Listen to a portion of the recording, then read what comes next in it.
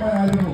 അദ്ദേഹം ഞാനൊക്കെ കൂടെ പിടിക്കുമ്പോൾ വള്ളിക്കിട്ട് വിട്ട് നടന്നാണ്. പക്ഷെ ഇന്ന് കോഴിക്കോടല്ല കേരളമാകെ അദ്ദേഹത്തെ ഏറ്റെടുത്ത് കഴിഞ്ഞു. ഞാൻ ഭീഷണിക്കുന്ന സ്ഥലത്ത് പോയപ്പോൾ ആ തിരക്കും കാര്യങ്ങളൊക്കെ ഞങ്ങൾ മനസ്സിലായപ്പോൾ ഞങ്ങൾ വളരെയധികം എനിക്ക് വല്ലാതെ വികാരം തോന്നി. കാരണം നമ്മുടെ നാട്ടുകാരനെ ഇത്രയധികം സ്നേഹിക്കുന്ന ഒരു നാട് ഇതുപോലെ ഞങ്ങളെക്കാളും കൂടുതൽ ആരാധകരെ എനിക്ക് കോഴിക്കോടുണ്ടെന്നാണ് ഞാൻ അറിഞ്ഞത്. ഞങ്ങൾ ഓഫീസുകാർക്ക് ദിവസവും അദ്ദേഹം ഓഫീസിൽ വരുന്നുണ്ട് ഡ്രസ്സ് മാറി മടുത്തു. ഓരോ ദിവസം പ്രതീക്ഷകളെ കാത്തിരുന്നു. പക്ഷേ സാർ വന്നില്ല. പക്ഷെ ആ സ്റ്റാഫുകളെല്ലാം ഇവിടെ മുൻപത്തി ഇരിപ്പുണ്ട് സാറിനെ കാണാനായിട്ട്. എന്തായാലും ആസിഫലി നമ്മുടെ ചീഫ് ഗസ്റ്റ് ആയിട്ട് ഇവിടെ വന്നിട്ടുണ്ട്.